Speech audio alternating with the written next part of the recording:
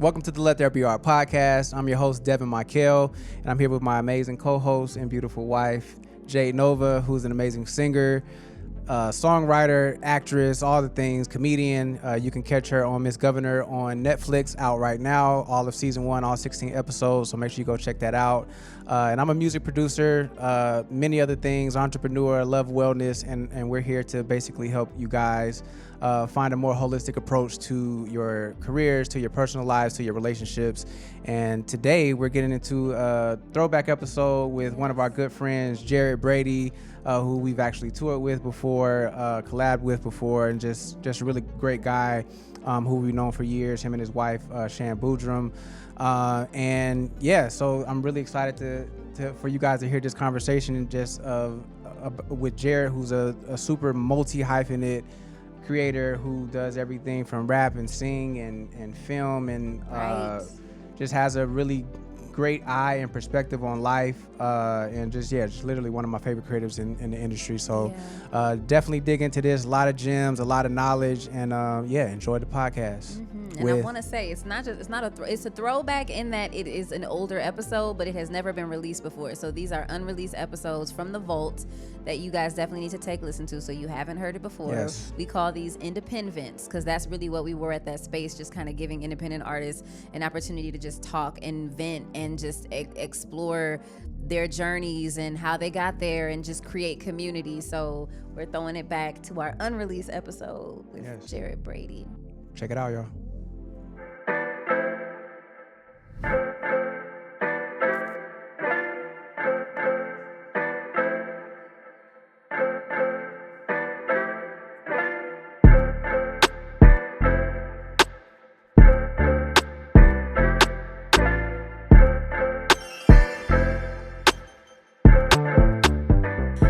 So what was the journey to becoming Jared Brady, the artist?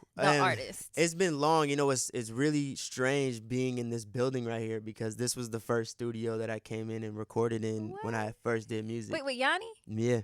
Hey, shout out to Yanni, Cleveland 216. Yeah, so, it's been long. When I first came in here, I never recorded before. I had, just a little bit of money from working the night before. How long ago was this? This was, probably, I was 19. So yesterday. Yeah, no, over 15 years ago. Dang. And coming in and that's way too many. That's way over. My math ain't math. Yeah. Either. Can someone? I was 15 then. 30 divided. It was 10 years ago. Okay. And I walked in and just getting that environment and seeing all the different creatives and just putting myself in there and learning from them. And just kind of traveling through. And, it's weird because I've seen so many people do it on a major scale who came in around the same time. Mm-hmm. And it just allowed me to learn and pick up pieces. And no one really shows you anything in this industry. You kind of are just learning as you go. And it's been long. I don't even know. I had this conversation the other day where I was like, I don't know if I talked to my younger self, if I would tell them, hey, pursue music. You should do this. Really? I think now that I got to this place where I'm able to do it and make a living off of it, but at the same time, it was the amount of stress and the amount of people that I see that haven't been able to transfer, people to listen to actually, make an income off of it. Yep. It's it's hard. It is hard. It's hard as an independent artist, especially. That's a whole other set of just ceilings and stuff that we hit continuously trying to navigate this stuff by ourselves. Are you independent by choice? No, I'm not. I'm not. I think I say that with saying that I've met with people, I've met with labels, and it wasn't the case of deals weren't coming in, and it wasn't the case of managers or whatever weren't coming in. It was a case of, is this the best situation for me to be in right now? Yeah. Am I doing everything that I can to maximize, my leverage in these conversations, or am I just kind of taking an easy way out? And so I say by choice. Wait, you think going major is taking an easy way out? No, taking a deal that you feel doesn't match the actual situation that you're in would take the easy way out just to get in the system. Yep. And so, for me, if a right situation came in, I would take it. No hands, no question. Would you give up your master's? I would. Yeah. Tell me why. I would, and I thought about this because for me, I've been able to develop a business of making money off of my likeness, and where I've been at is like thinking about this in the sense of, well, I'm not even selling a product right now, and I've been able to purchase a home. I've been able to provide to my kids whatever they need. I've been able to support my wife, and the only thing that I don't have right now is exposure. And so then how are you affording these things? How do you make your money by as an independent artist? selling your likeness, right? Gotcha. Selling the alignment with different brands because they trust the community that I built, or they trust, my taste, or whatever the case may be. But you're really, at the end of the day, I'm selling eyeballs. And I say that in the weirdest way, but like people viewing and tapping and going to other people's brands and endorsing other brands that I like and that are willing to pay for that. That's what I've been selling. I never sold product other than music, right? But what I make off my likeness is so much more than the product of music. So that was the reason why I would be like more willing to be like, well, if I'm signing here and you guys are paying for it, I would be more willing to give up the masters, which I know is taboo. But no, it's interesting to say that though, because that's one of the questions I was going to ask you is like, how do you make your money as an artist? Because the answers are so different. Like, and I feel like with the way that they're streaming and all of these things that aren't really affording us the ability to like make money full time strictly off the music. Right. So it's kind of like, what does that look like in the future? And am I just doing this? Like you said, it's a taboo thing to say, I'm not going to give up my masters. I mean, it's twofold though. I know the future. You never know what the industry's going to be, and that master's like gold, right? Yeah. And I understand that. Because these labels are buying them up for a reason. I understand that. I think where I was sitting was, all right, I'm in a position right now. Who knows? Maybe if I were to keep my masters and sell that and get the exposure, but hasn't been really happening right now. Yeah. And so I'm more willing to give up my masters in the sense of, well, as long as I can still take control of my likeness, which usually doesn't really happen. And that's why I go back to, I haven't got the right situation to sign that, because usually if they're taking their masters, they're taking your likeness as well. Yeah. So I don't know. It's an interesting thing. How has your idea of what success looks like changed over the years? Ooh, let me tell you. it's interesting because when I first started doing music, I thought success was you're on the billboard, you got the big tour bus, you're doing stadiums, which is a version of success. I'm not gonna take that away from anybody, but that was my idea of success. Same. And I just had, my birthday last year. I'm 31, and I remember thinking, dang, I did it. But I didn't have any of those things that I thought that I was gonna have. But I did it in the sense of, I've been able to build a business that's sustainable. I've been able to, buy a home. I've been able to have 2 kids. I got married. A lot of the milestones that I think actually matter, your relationship, the relationship with your family, your friends, like the things that actually matter. I built a really dope life. And doing what you love full time. And doing what I love full time. And it was just like, no, I'm successful. And I should stand in that. Even though I didn't have, in my music career, I didn't have those milestones that I envisioned for myself. Do you still want those things? Of course. And I probably will die trying, because it's something that I actually want, It's something that I dreamt about as a kid. And so those won't really ever go away. I have to navigate being able to be okay with it if those don't ever come, to still be happy. And so just kind of, really just grounding yourself while you're going through this industry, because it feels often like you're behind, You think social media does that though? I would say yes, but I'm not on social media like that. Like Really? I post, but I'm usually onto something else. So you're doing it more so not from a consumer perspective, but as someone who this is your job. I job. always tell people all the time I'm a terrible liker. Like if I literally I want to support y'all, I have to go and physically tell myself, oh, I gotta go in there and go check out their stuff. But because of the way my life is built, I mean, you got 2 kids. They are running around. They come from daycare. You got bedtimes. One's not waking. One's waking up in the middle of the night. You're moving and shaking. Then you got to be a husband. Then you got to, you know what I mean? There's also all this stuff going on in my life that Like social media is not what's influencing that. It's like my actual people around me are really doing well. And I feel like I'm behind sometimes, Doing well. You mean like as far as just music is concerned? Yeah, like people that I'm connected to in the music industry, like you guys, and different people that are moving up in the sense of being able to hit those milestones that I envision for myself. Like I'm like, oh man, I can't wait to be able to do that. Like, look at them, they're killing it right now. Or so and so just got a feature from this person that I've always dreamed of having. Those type of things. It's like it feels like you're behind, and then obviously with the social media, you are comparing. Oh man, like this person, all they have to do is just drop that they put out a single, or you know what I mean? Does It's it like, trigger you? Like, is it hard for you to genuinely like feel happy? I have this thing of like, it triggers me, yes, but it motivates me more. So that fuels you to like. Yeah. I got in a real big argument with one of my friends, and I was like, no, jealousy is a good thing. And he's like, no, it's not.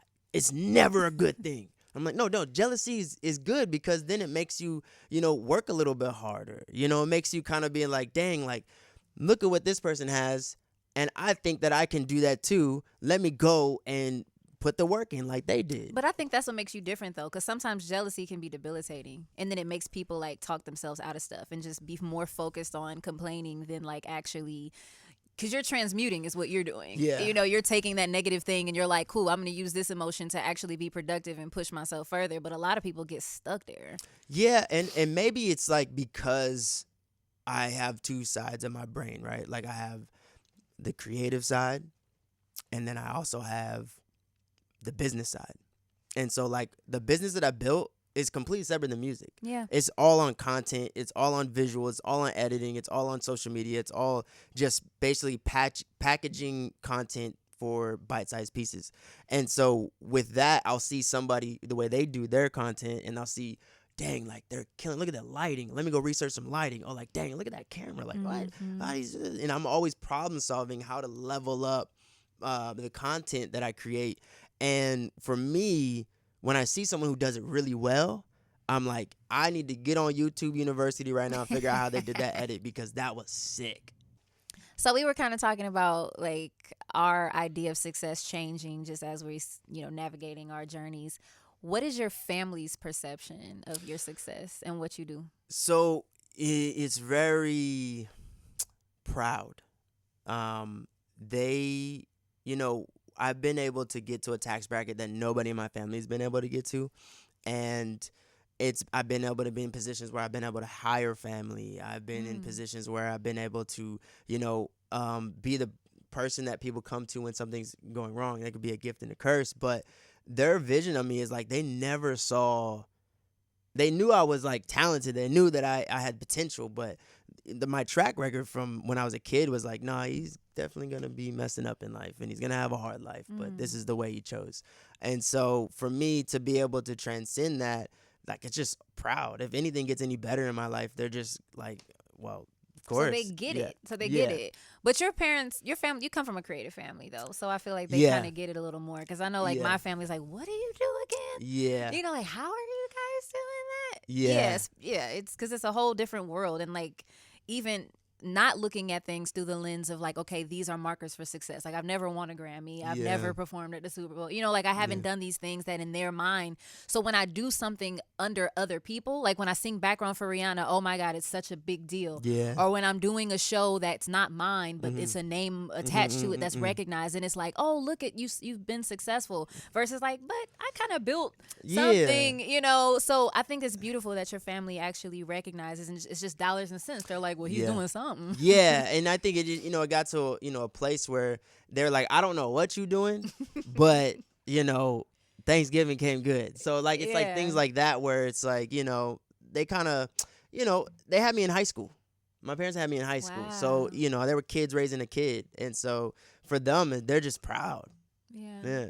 How about your new family? Do you feel like you have to make sacrifices, like balancing being a father and an artist, a husband and an artist? It's one of the hardest things that I've ever been able to do or trying to do. you know, you have two little ones who depend on you that don't understand what you do, don't understand that in order for us to provide this life, we have to work, and don't understand, you know, hey, I don't care you didn't get any sleep. You got to get up and play, or you got to get up and feed me, or whatever the case may be. And they cut your productivity in half.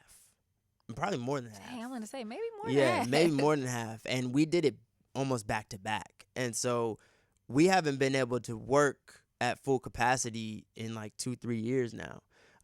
You know, adding on when she was pregnant and when my wife was pregnant. And so it got to a place where, you know, it was a sacrifice. We had to start saying no to certain jobs. We had to basically say, okay, we're only going to be able to take this amount of jobs. We have to raise what we're worth, or what you're hiring, and making those type of decisions are like hard, because you're like, man, when I had no kids, I was able to work till 12, 1 o'clock at night and not even think about it. But do you feel guilty? Do you ever like decide, like, do you choose work sometimes?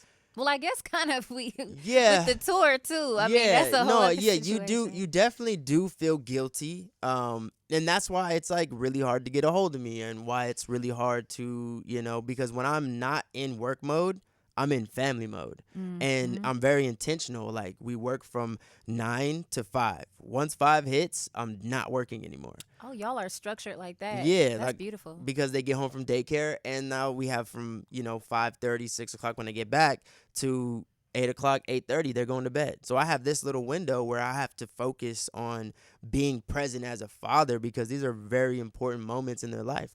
They're shaping the way they view the world, you know? So I wouldn't say that I feel guilty when I choose work, because when I allowed 9 to 5, I'm all in work. Yeah. That's all I'm focused on. So you found the balance then. Yeah. That's beautiful. What does your team look like? And what does your team look like? And what would you recommend an independent artist to have, like, that's vital and crucial for your success? Well, the team is big. And I say that in sense, there's like not a lot of people on salary or anything like that, but the people who believe in me, the people that I trust, is wide. And so you need to have people that you can talk to. There's obviously your gut. I like this sound, or I like this thing, but you need to have the people that you can play where they can go, yeah, that's it, or nah, that's not really it. And so you have to have that, the tastemakers around you. Big tastemaker is my wife, for sure. But you got to have those people around you. And then you also have, like, you know, you have two options. Figure out how to do it yourself, filming, pictures, artwork, or hire those people. I always look at it in the sense of, if I was an artist now, before I knew how to shoot, before I knew how to edit, I would be like, figure out a way to outsource that. Because the amount of time that it's going to take you to learn all those things, it might be easier just to outsource that so you can focus on the actual art. Do you not mind wearing all those hats, though? I hate it. Okay, because I was I hate it. You say it's so jolly, but like, I hate it. I hate it so much, because I am literally doing every piece of whatever I got to do. I'm recording myself. Yeah. I'm you know, shooting the videos, you know, or I may have somebody shoot it who can transfer me the footage, but I'm directing them, I'm editing them. I'm the one who's making all the social content, all the ideas, trying to figure out how to do it. And there's nothing that I'm outsourcing right now when it comes to digital content, but I am outsourcing for beats. I'm outsourcing for mixing and mastering. I just told myself, like, I can't learn those things. I have to outsource that. I can't wear any more hats. So when you say your team is large, then you just mean as far as the people around you who support what you do? Yeah. That's and then there's like people who are managers in the industry who are not that directly managing me, but I go to them for advice. There's A&Rs that I'm really close with that I've seen rise up the ranks from being the person who gets the water to now they're like, you know, very high position. And so just having those people where I get to like heat check things. I get to like reach out and get their advice. Hey, how would you roll this out? Like, or, you know, what are you guys doing with Cardi B right now? Oh, you're doing this? Okay, cool. They're just giving me the seeds of how the industry operates. Like right now, they just told me, hey, you know what you should do? That Enjoy the Disco album that you put out, drop a sped up version. For TikTok? just drop it.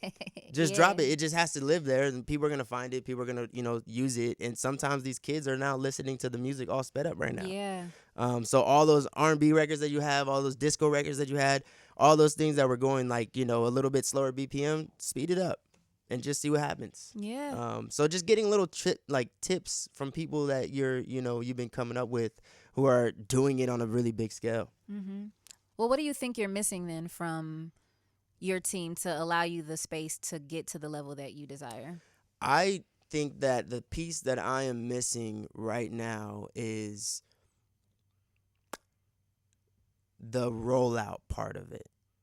Mm-hmm. Explain. And I say that in sense of where I'm at right now is because I'm doing everything, I'm creating everything. Mm-hmm. What ends up happening is things will come late, the song will come out, I ain't get time to edit the promo for it yet. I finally get down to editing it, and like everything's kind of clunky. Mm-hmm. It's not like smooth. When you see these artists who have these big teams, like everything is smooth. Yep. So like, and so ahead, like their album will be done, and then it's just focused on rollout. on all promo and filming the content and getting everything going. But when you're somebody who's an independent artist who has all these hats and is doing so many different things, you don't get to really prepare that way. Mm-mm. And the music is moving so fast that you only have so many hours in a day. Yep. You can't keep up with someone who has 20 people on their team who's doing every little piece. All they got to do is deliver the music and show up. And you know what I mean? They don't even be writing the music. Oh, that part. But it's like, you can't keep up. Like, it's too hard to keep up. Yeah. And so, I think right now I just really need somebody to like help flush out the rollout piece. I get that. Yeah. All right. So I want to do a little independent artist trigger warning. Okay. So it's just rapid fire. So All these are things that we commonly hear. Is it trigger warning for the audience or for me? For you. Oh, okay. All right. Things that we hear as independent artists or have experienced or just know about that, just the first sort of thing that comes to your mind. Okay. Just quickly. Okay. Go on American Idol. I'm not a good enough singer, so I probably would be, I probably wouldn't make it that far. You don't think so? You'd be surprised. No, that's for singers. Singers? I'm not a singer. Why aren't you signed yet? I don't think I have hit the numbers yet. I don't think I stream enough. Trying to collaborate. Ooh, it's hard.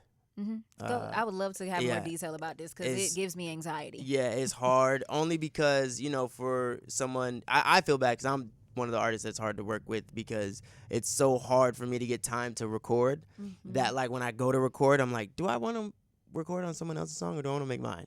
You know what I mean? And that's like the blunt truth, but that's really what it comes down to. Like I probably get one day a week to record.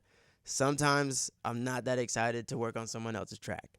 But, I think it's really important. The Latin artists got it down packed. Dude.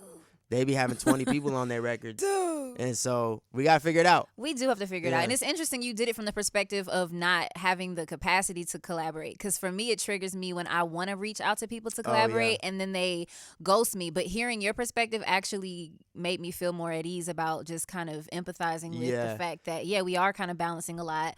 We're independent. And to stop taking things personally. I think it's more so when I'm left on red. Oh, that's not cool. That's the part. It's like, just tell me that you can't do it. Yeah, just tell me like, oh, man, this is just tell me. Crazy.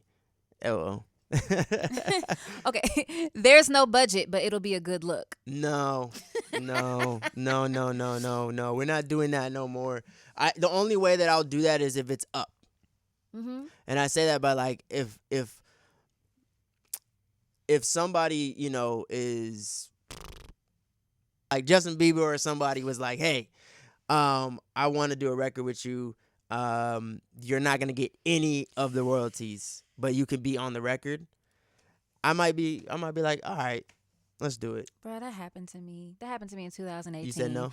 No, I said yes. Oh, no, you said and yes. I'm not gonna say no names, but it really hurt my feelings at the time. He's a big rapper. Okay. And he said he DM'd me and was like, and knowing I'm an independent artist, so that you can kind of take advantage of that position and, just like, hey, and granted, he did pay me. He did pay me, but I was not credited. Oh yeah, give And me the credit. I would rather be credited than paid. Yeah, give me the credit. In a situation like that. You know Yeah. what I'm saying? So I did the hook and it did its thing, and no I know what one you're talking will about. know. No one will ever We know knew. that was me. I knew you were. I knew it when I saw the video. When I saw You him. knew, even Yeah. though from me, or you just knew just from hearing it. I knew from hearing it. Huh. Yeah, I knew from hearing it. I'm sure a lot of your fans and your fans ain't nothing to be played with. You know what I mean? Like that one part of it is like, yeah, this is Jade's voice. But then the benefit of doing something like that But give me the credit. is to get people who you normally don't. Because if the only people who know it's me are people who already know me, then that defeats the purpose. Yeah, give me the credit. And also Yeah. the song, the context of the. I mean, they probably gonna try and find it, but the context of the song was like very deep and emotional, and like showed a very endearing side of him. And then you're like, but you're not gonna give me any credit. None. Like that's wild. Yeah, that hurt. So social media. It's wild. It's so crazy. Did you know that watch time directly affects your engagement? No. So it's more beneficial for you to put out shorter form content. So if you do long form content, anything over a minute, usually people are scrolling. So if they watch 10 seconds of it, that's a negative ding on your performance. But if you have a Wow. 20-second video and they watch 10 seconds of it, it looks like they watched half your video. And now they're sending it to more people. Noted. Social media is crazy. It is a game, and if you're not playing it right, which I haven't been playing it right, but I'm learning all these things, and I'm like, yo, y'all playing. Yeah, I guess it does help you not take it personally to realize that it's a game. And right now, Instagram's on a tilt right now, and the reason why it's on a tilt is because they're letting people buy their blue checks and stuff. So they're anybody who either already had it or doesn't buy it is not being fed to more people. Mm-hmm. They want to reward the people who are giving them the subscription. So just grab the subscription, y'all. I work for you Meta. have it? No, I'm just kidding. You're like, come on, working for Meta. You have the subscription? Yeah, I got the subscription because I've been in a place where I missed so many boats off of my pride and ego. And a big one of that is TikTok. And like my pride and ego was like, no, I'm too old for TikTok. And there were so many people who made massive careers off of blowing up on TikTok. And so I saw this boat and I'm like, I'm not missing this one. Yeah, I'll let y'all make fun of me. I'll let y'all do whatever you case. But I've seen a uptick. I've seen way more people engaged. I've seen way more stuff. And I'm like, yo, listen, in 5 years, ain't nobody gonna care about the blue check anyway. Just come up off this come up real quick. Yeah. You know? Right on. Playlisting. Never been playlisted before. But I did realize how the playlisting works. And the way they do it is kind of similar to social media. You put out a song and you end up in this one, imagine it like a pyramid. You end up in one box at the bottom of the pyramid, and you get in like, your algorithmic playlist. You get, shown to a little bit of people. And let's say a couple weeks later, you drop another song. Then they add everybody who listened to that into the next playlist, and you go up a box on a letter, and then you get in a bigger playlist. And then let's say a couple weeks after that, you drop another song, then you move up another time, and then you move up until you get to those editorial playlists. But it's not really like these handpicked things it's like these people, listen, I'm about to get got by the Illuminati. I better be quiet over here. So you think the method then is to just release singles? You don't think albums are as important? I think they are eventually, but I think if you're building, I think albums create closeness with your listener. Yeah. And singles are used to manipulate the algorithms that we're, playing into right now. Devin's just been nodding all day. I love it. It's true. It's just that I just been kind of peeping, from watching this. And I went to like a Spotify seminar a couple weeks ago where they were just specifically talking about playlisting, and they're like, it's not impossible, and there's an actual science to it, and all it is just releasing regularly, because if you wait too long, then you go down back to the bottom of that pyramid. Wow. Yeah. That makes sense. Let me get on it. Dropping gems. Hey, I haven't been able to keep up with it yet, but I know how to do it. That's half the battle. Yeah. I wanted to say this word specifically because I saw something you tweeted a couple weeks ago. Genres. Oh, yes. It's so hard for me to stick into a genre. Well, you know what? Let me just ask you the question on genres instead of giving you a rapid fire. What genre do you consider yourself to fall in, and then how necessary do you think genres actually are for artists? I think right now, where I'm at in the music that I haven't released yet is in house. I've been doing a lot of house. I did a couple of Jersey house features for other artists, and I saw the reaction to how they liked what I did on these other people's records, and they already have a house community, and they really gravitated towards it. And I was like, let me just kind of play with this. And like the music that I've been developing now is really leaning heavily into the house. You know, it's still rap and it's still R&B, but it has a house feel to it. And so I think that's what I'm playing in right now. But I don't know if they matter to some people, right? And I think they do matter in the sense of if I'm a kid in high school and I identify with, you know, I like to wear, you know, the graphic T-shirts. I like to, you know, wear the Air Force Ones. And there's a certain archetype that they'll associate with, and they want to listen to this style of music. And sometimes, you know, that a genre of music is cool and popular, and they're gonna gravitate towards that genre. So you think it's more about being discovered than it is classifying your art? Yeah, for sure. Because it's like, oh, I like trap. I'm gonna only listen to trap, and I'm only gonna look for songs that are in this genre. And then now with these algorithms, they're putting you there. Yeah. So if you're like, oh, what do I think my audience would be like? Oh, I think they would be, you know, somebody who's doing K-pop. All right, I'm gonna do a bunch of K-pop records, and then they're gonna be putting you with the K-pop people, and then referring you to people who like K-pop. So I think it's important to know what you make and what your audience likes. It's so interesting hearing you break all this stuff down, because like when you think about the way that artists used to have success back in the day, it's like now we're kind of getting a front row seat how to, like, we're doing all of the coding, you know, like of figuring this out, what a label normally would. It's like it's not that different, really. It's just that's all they did. Yeah, they look at, you know, the cities, what cities like, oh, they like this, you know, they do all that. And it's important to know, but I don't want it to box anybody in, you know, at least for me. Like, I can't be boxed in because I get so much enjoyment out of music. Yeah. And maybe right now I'm into house. But before I did this house stuff, I was doing disco. And before I was doing disco, I was doing rap. And before, you know what I mean? Like, there's steps that I feel like I get caught in a wave, and I don't want to let that go because it's gonna make me bigger, because then it's gonna take the love out of music. Do you think it's harder to be fluid through genres as a Black creator? Not anymore. Really? I think in rap, yes, as a person who does rap, or the person who does trap, or any type of in the hip hop, your audience is like, I only want this from you. And if you venture out, you either switched up or you're like, but MGK did. That's what I'm saying. Well, there's people who are, that's what I'm saying, not anymore. There's people like Lil Yachty who put out that last album. It sound completely different than all of his albums, and people raved over it. So it's like, I think we're getting to a space where these people who are listening to music, these kids are listening to music, and they're not really caring about how or what style is, like, does it sound good? Is it believable?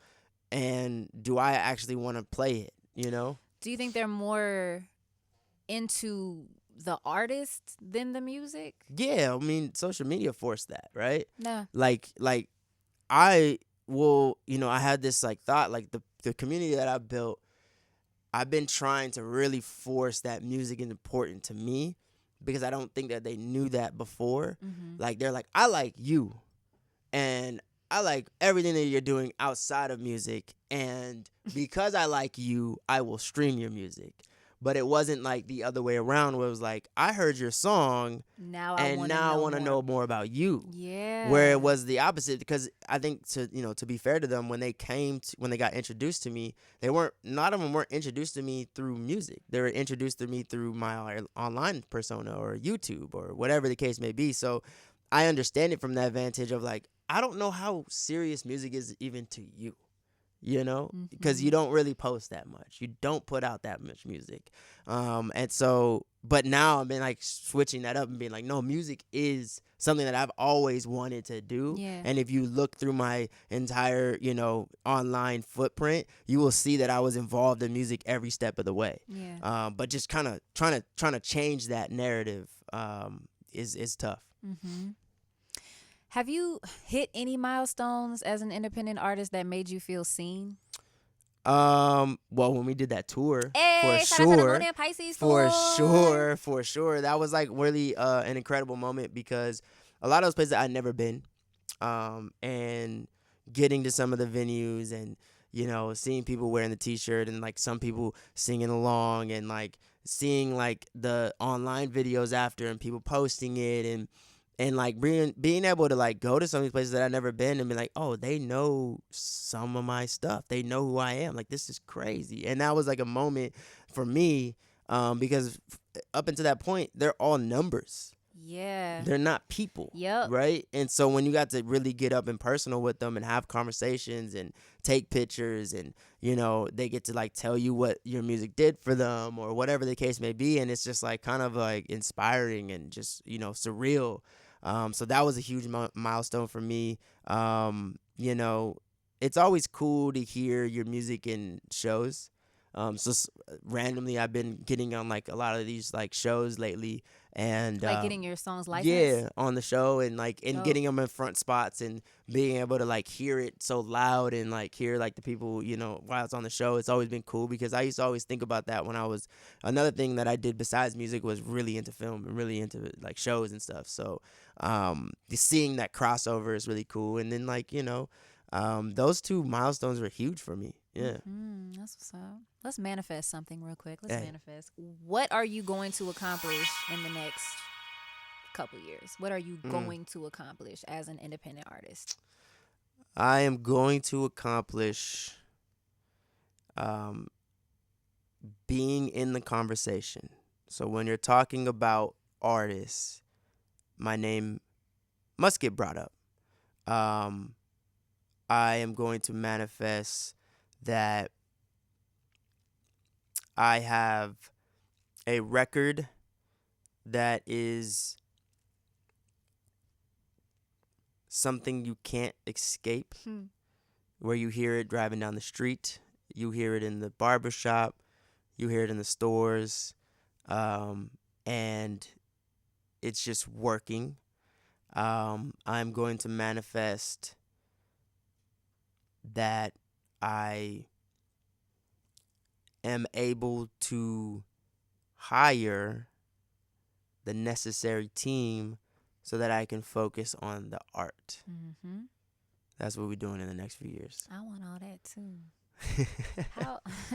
How can the industry show up better for independent artists, though? You just made me think of that question. I think because you're talented. You like have a look. You're consistent. You have all of the check marks of like what. I had somebody tell me that because I'm married and have kids, that I'll never be the artist that I dream of being.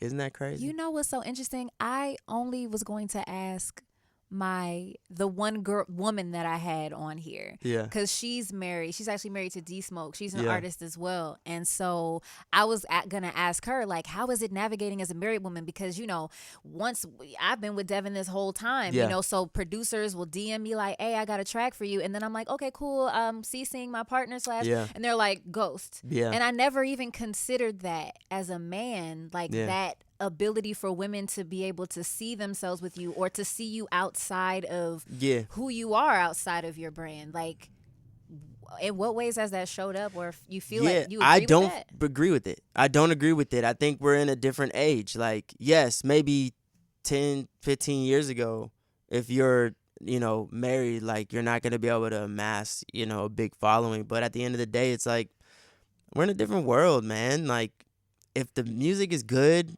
and my intentions are good and you like who I am, and like, then why wouldn't you like my relationship as well? Yeah. And so it's just one of those things where like I heard him and I'm like, okay, we'll see. Mm-hmm. You know, like Yeah, I understand reject what he was that. saying. I reject that though. Yeah, I get what he was saying, but at the same time, I was like, we'll see. Yeah, stay Yeah. tuned. Yeah. All right, well, that's it. Where can everyone find you? Oh, enjoy Jared Brady across all platforms, Twitter, Instagram. Enjoy Jared Brady, and Stream our song together. yeah, We have two. We got two. Yes, go stream them. Stop playing. Don't I is one. And Lost and Found. Lost and Found. Yeah. So if you're lost and found, then don't I Know it. exactly.